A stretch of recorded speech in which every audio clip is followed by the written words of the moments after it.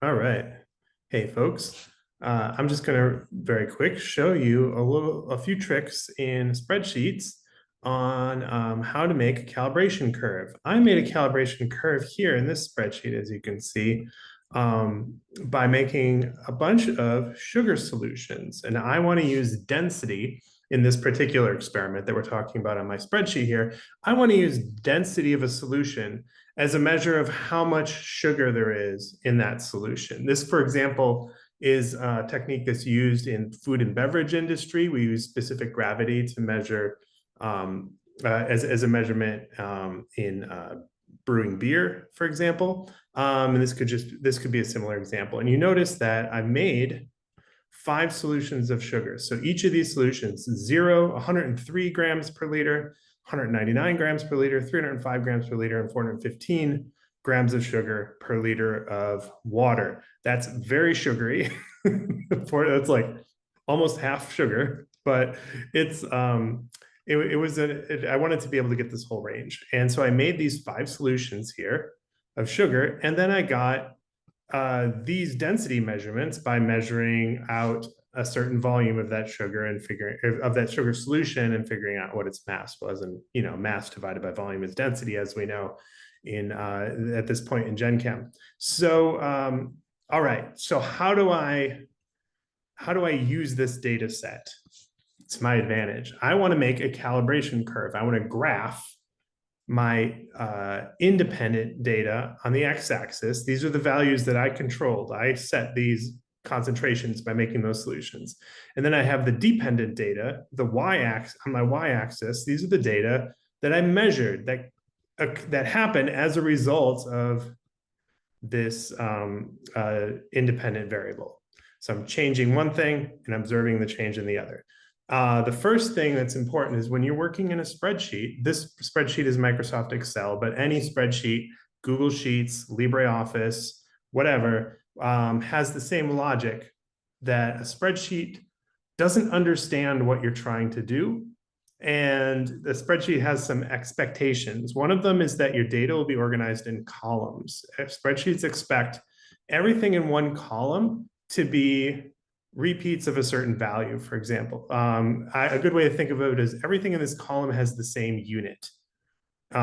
It's sugar concentration in grams per liter. And everything in this column is grams per milliliter units of density. So, and then each row is an individual sample. So this 199 grams per liter sugar solution had a density of 1.08 grams per mil, for example. So yeah, so that's how we organize a table of data in a spreadsheet. You can't do it the other way. Well, it's hard to. You have to use a bunch of workarounds to get the spreadsheet to understand what you're doing. The next thing I want to do is, you notice I've been messing around with my mouse. Sorry about that. I just get obsessed with selecting things in spreadsheets because I select things while I'm thinking. But one thing you need to do before, or that helps to do before you make a graph, we're going to make a graph of this, is to select your whole data range. Some things to notice when I'm selecting this range. Everything here is a number or data, except for the first row. Your first row can be numbers or data, or it can be a label, but you can only have one row that's a label, and it can only be the top row. So this is the label for this column of data. It can only be this one cell. You can't put more information up here above it, for example. The other thing about this table that's necessary to make a graph of it is the numbers have to be numbers.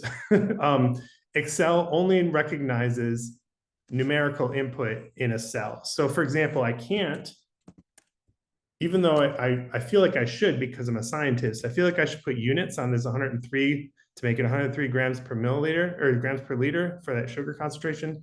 But unfortunately, I can't do that because the spreadsheet doesn't understand that this is a number anymore. I broke it. I can't do any math with this. I can't graph it. I have to get rid of those all those letters and special characters. It can only just be a number, and that's it. I've got these numbers over here. These numbers actually have one more sig fig that I entered that's not displayed. This is another annoying thing about spreadsheets, is they don't always show you all the sig figs, even though the spreadsheet does math with infinite sig figs. Here, I'm gonna use my, you get these little buttons with zeros and arrows that go either way. I hope you can see that on your screen. And I can click on either of those to add or remove sig figs. So I know that my density goes to the thousandths place. So I know that like this first number here has 3 sig figs and all the rest of them have 4. And so I'm going to display it like this. All right, so now I want to graph this. I'm going to select, like I said earlier, this whole range. And at this point, different versions of Excel, even the same Microsoft Excel, is going to look different to different people. What you need to find, and I find it on mine when I go to insert, is you want to insert a chart or insert a graph. That language is used interchangeably depending on what software you're using, chart or graph. The one thing that's always going to be the same is that they give you a whole bunch of charts or graph types here.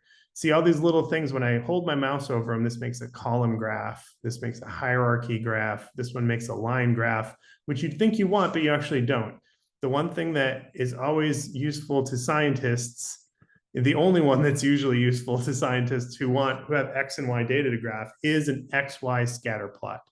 On this one, it's called, you can see when I mouse over this, it says XY parentheses scatter. Other software might say scatter plot or XY scatter plot or something like that. That's what I want. That's the only type of graph that works. And so when I select that scatter plot, I'm just going to select the one with dots. I don't want the software connecting the dots with lines, because that never makes any sense when it does that. It doesn't know what equation to use or anything like that. I just want dots. Oh, and there's my graph. Sorry, I had to zoom out to see it. This is a little annoying. It put the graph over the top of the table of data. I'm going to move the graph over a little bit. You can pick up graphs. They're objects. You can move them around. All right. So check out this graph. There are some weird formatting things that I want to change real quick. For example, this word here, it says density in grams per milliliter. I don't want that to be my title. I want that to be, that's my label for my y-axis, right? So I'm going to add a chart element, axis title, vertical, and paste that in there. I copied it earlier, density in grams per milliliter. And then I also want to, and I have to select the graph again to get this, add chart element. Notice the graph is selected. When I click on it, is when I get the options to edit the chart. If I'm over here, I can't edit this chart, right? Because I have this cell selected over here. I have to click on the chart and come on. I broke it. Where do I find that? Well, this is fun. I don't want that. Chart design. Yeah, that's what I want. So I have to have the chart selected and then I can go to chart design. Okay. And then I can add an axis title. I still need the horizontal axis, which is the one that goes left to right here. These values are sugar concentrations. Sugar concentration in, what is it in? Grams per liter. So I've got the value, the variable of what it is and the label. All right, beautiful graph. And look, it's kind of linear. Things are increasing as a function of density is increasing as a function of sugar concentration.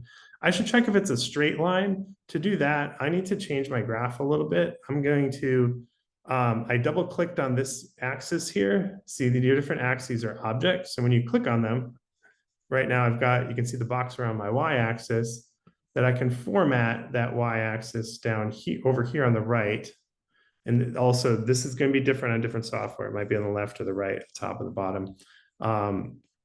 But you have similar goals. I'm going to actually make the minimum, instead of going down to 0, how about 0.8? That way I can see, or 0.85.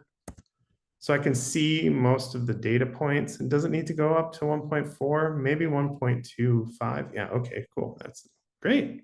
All right. So now it's easier to see, oh, that looks like a straight line to me. And you can see when I click on the data points here, I have that series selected. And what else can I do here? Well, I want to know what the formula is for this line. I want to know what the slope is in the intercept. So that way, if I have another density value, another y value, I can map it to my x values. So to get my formula, This is the last step we're going to do in this video. I go to the add a chart element here, and I want to add a trend line, and I want to make that trend line linear. In other words, I think that this information maybe goes in a straight line. Maybe it's not a straight line, but when I graph this straight line, straight line here, it looks like it matches them pretty well. Like this line is replicating my data. None of my points are systematically off from there. And the other thing I want to do is there's this option down here, display equation on chart, and you can display an R value as well if you want. And so then I can see my line is y equals 0.005x plus 0.9869. That's cool, huh? Wonder if I can add more sig figs. Not really. I mean, I don't like that my slope doesn't have sig figs here. It just has one, but yeah, it looks okay. It looks okay. Another way you can get those values, the slope and the intercept, I'm making some lines for them here, is you can use functions. If you know how to do this, if you don't, well, now you will. The slope function, I hit equals sign and I type the word slope. And then I open a parentheses and I have to select the range of y values. That's from cell C4 to C8. And then I'm going to put in a comma and then my range of x values. And then close parentheses. Oh, it's not actually 0.5, it's 0.00048. Oh, look at that. And my intercept, I can also get without using a graph as well. The graph is nice because I want to be able to see it. But my same sort of thing, I type the word equals, the word intercept, open parentheses, y data first, comma, then the range of x data. Notice that they have to be the same length of, in this case, 5 entries each. And then I close the parentheses and hit enter or return. And I get my intercept as well. So you can use the slope and intercept functions to get the slope and the intercept. Or you can use this display equation. You can see that one advantage of using these functions is that I can control the sig figs that I see on these numbers. Obviously, this has too many sig figs right now, but it's a spreadsheet, whatever. Cool. So now, you know, because this is a straight line, y equals mx plus b, if I measure another y value, like let's say it's 1.07 right here, I can just come right over to the line and figure out what sugar concentration that would be. And I can use y equals mx plus b to solve for x, which is my sugar concentration, with any new sample that I get. So this is what standard curves are for. Standard curves are references. If you're going to measure something, very often you're going to have to make a standard curve. All right, have fun in lab and good luck with measuring stuff. Take care. Bye. Oh, I gotta turn this off. How do I stop recording?